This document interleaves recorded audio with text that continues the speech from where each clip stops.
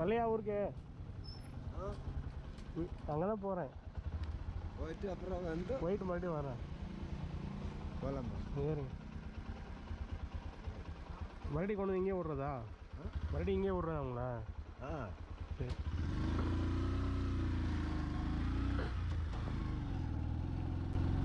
நண்பர்கள் எல்லாருக்கும் வணக்கம்.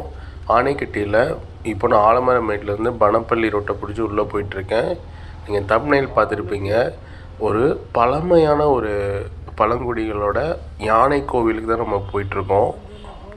நம்ம நகரப்பகுதியில் கோவிலில் யானைகளை பார்ப்போம். ஆனால் இந்த வனப்பகுதிகளில் இந்த பழங்குடி மக்கள் யானைக்கு கோவில் கட்டி வச்சுருக்காங்க. யானை கோவில் பெரும்பாலும் இந்த தாய்லாந்து அந்த பக்கம் தான் இருக்கிற மாதிரி கேள்விப்பட்டிருக்கோம். நம்ம தமிழ்நாடு கேரளா பார்டர் ஊர் தான் இந்த ஆனைக்கட்டி. இந்த ஆனைக்கட்டிங்கிறது கேரளாலேயும் பாதி இருக்குது, தமிழ்நாட்டிலையும் பாதி இருக்குது. இந்த பகுதி தமிழ்நாட்டோட பகுதி. இங்கே 90% பேர் பழங்குடி மக்கள் தான் இருக்காங்க. 10% பேர் கீழே இருந்து இந்த மேலே விவசாயமாக்க வந்தவங்க, இங்கே இடம் வாங்கி செட்டில் ஆனவங்க, அந்த மாதிரி இருக்கிறவங்க ஒரு 10% மக்கள் இருப்பாங்க. உங்களுக்கு எல்லாத்துக்குமே தெரியும், இருளர் இன தலைவன் கோவன் அப்படிங்கிற அவர்னால தான் கோவன்புத்தூர் அப்படின்னு உருவாகி கோயம்புத்தூர்னு ஆச்சு. காலப்போக்கில் இந்த நகர வளர்ச்சியெல்லாம் ஆனதுக்கப்புறம் இந்த நகர வாழ்க்கையெல்லாம் விரும்பாத இந்த இருளர் மக்கள் அவங்க இங்கேயே தங்கிடுறாங்க. அவங்க நவீனங்களுக்குள்ளே வந்துட்டாலுமே இந்த வனத்தை விட்டு அவங்க வெளியே வர மாட்டாங்க. அப்படி இங்கே வாழ்கிற இந்த மக்களுக்கு எக்கச்சக்கமான நம்பிக்கை சார்ந்த விஷயங்கள்லாம் இருக்குது. அப்படி ஒரு நம்பிக்கை சார்ந்த ஒரு விஷயங்கள் தான் இந்த யானை கோவில். யானைகளை தங்களோட கட்டுப்பாட்டில் வச்சுருந்ததால தான் யானைக்கட்டி அப்படிங்கிற ஒரு பேர் ஆனைக்கட்டி ஆனதாக சொல்கிறாங்க. கட்டுப்பாட்டில் வச்சுருந்தாங்கன்னா, அதாவது அந்த விவசாய நிலங்களில் யானைகள் அந்த இதெல்லாம் சேதம் பண்ணும்போது இவங்க கையெடுத்து வணங்கி இங்கேருந்து போயிருப்பா அப்படின்னு சொல்லி கடவுளே போயிருங்க அப்படின்னு சொன்னால் யானை போயிடும். அதற்கான அந்த நன்றி செலுத்தி வணங்குற வகையாக தான் அந்த யானை கோவில் வச்சுருக்காங்க. அது மட்டும் இல்லை, காலப்போக்கில் யானைகள் நம்ம துரத்துற மாதிரி கனவு வருது அப்படின்னாலும் இங்கே வணங்கிட்டு போகிறாங்க. அதற்கு நிறையா அறிவியல் காரணங்கள் இருக்கலாம். நம்ம யானையை வீடியோ பார்த்துட்டு படுத்து தூங்கியிருப்போம், இல்லை ஏதாவது யானையை பற்றி நினச்சிட்டு தூங்கியிருப்போம், அதனால் கனவுகள் வரும். இருந்தாலும் ஒரு நம்பிக்கை சார்ந்த விஷயமாக இங்கே வணங்கிட்டு போனால் சரியாயிரும், யானை கனவுல தொல்லை பண்ணாது அப்படின்னு ஒரு நம்பிக்கை இங்கே இருக்குது.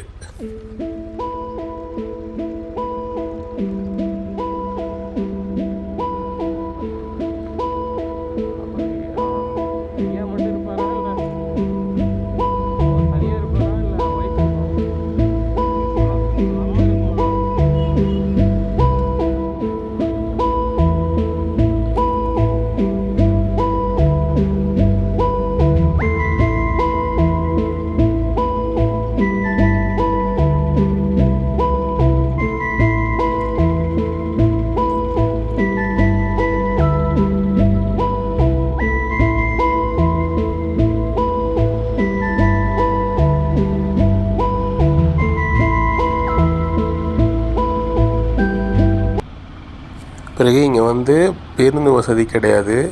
ஆலமரமேடு வரைக்கும் தான் பஸ் வசதியெல்லாம் இருக்குது. அதுவும் ரேர் தான். இங்கே மகேந்திரா ஜீப்பும் இந்த மாதிரி ஆட்டோக்கள் மட்டும்தான் போக்குவரத்துக்கு இங்கே உதவியாக இருக்கும். செம்மையாக இருக்குது, மழை வந்துட்டுருக்கு.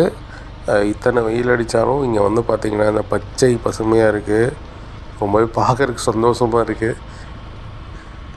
ஏன்னா சில வனப்பகுதிகள்லாம் அப்படியே வறட்சியாக இருக்குது, தண்ணி இல்லாமல்.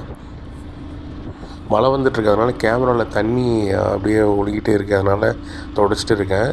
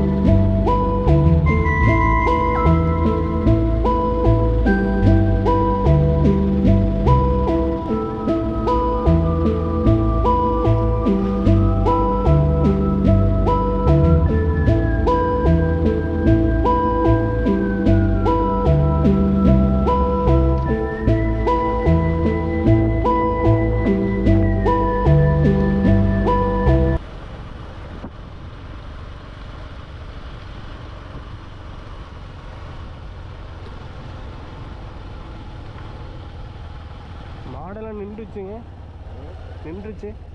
மாடு மாடுகள்லாம் நிற்கும்.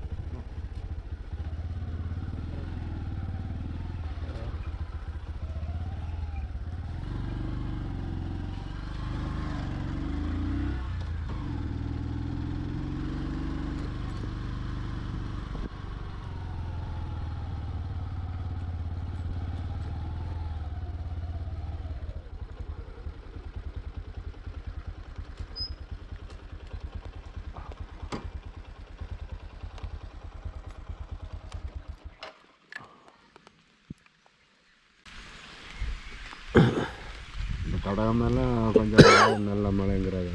ஆமாம், நல்லா மழை பெஞ்சு நின்றுச்சு. இந்த மாதிரி மழை இல்லை. ஆமாம்.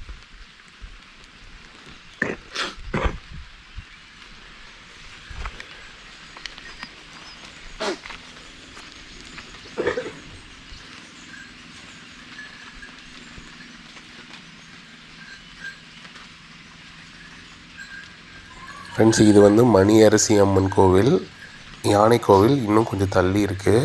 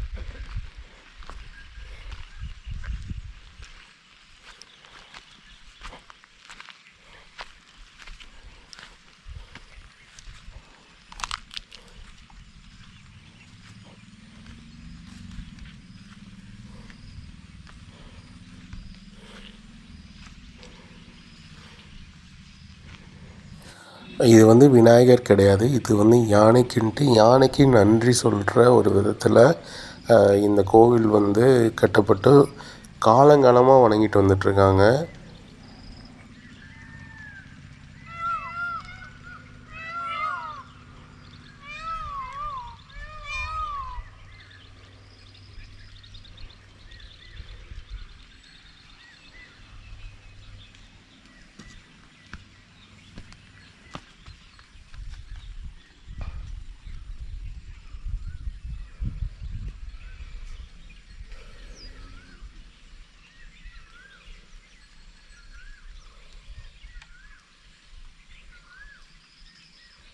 நீங்கள் இங்கே வரீங்கன்னா ஒரு பகல் பொழுதில் வந்துட்டு பகல் பொழுதில் போயிருங்க.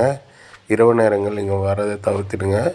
அது இல்லாத இங்கே வந்து பிளாஸ்டிக் பொருட்கள், இந்த மாதிரி பிளாஸ்டிக் பாட்டிலு, இந்த மாதிரி நீங்கள் இங்கே வந்து சாப்பிட்டீங்கன்னா கையோடு எடுத்துகிட்டு போயிருங்க, இங்கே போடாதீங்க. இங்கே எல்லா விலங்குகளுமே நடமாடுற இடம் இது.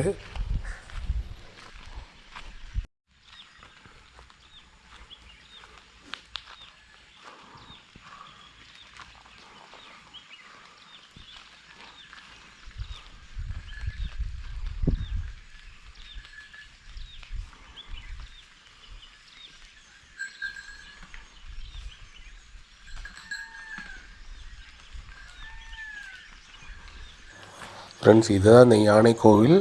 இந்த மாதிரி இன்னுமே இங்கே நிறையா இடத்துல யானை கோவில்கள் இருக்குது. தாத்தாட்ட கேட்டேன், யானைகள் கடந்த 2 நாளாக தான் இங்கே வர்றதில்ல, இந்த எல்லா நாளும் இங்கே தான் இருந்தது அப்படின்னு சொன்னார். அப்புறமா அவரை கூட்டிகிட்டு வந்து மறுபடியும் எங்கே பிக்கப் பண்ணணும் அங்கேயே இறக்கி ஒரு டீயை வாங்கி கொடுத்துட்டு நான் வந்து கிளம்பிட்டேன். இந்த வீடியோவில் இருந்தும் நான் இப்போ விடைபெற்றுக்கிறேன். அடுத்த வீடியோவில் சந்திக்கலாம்.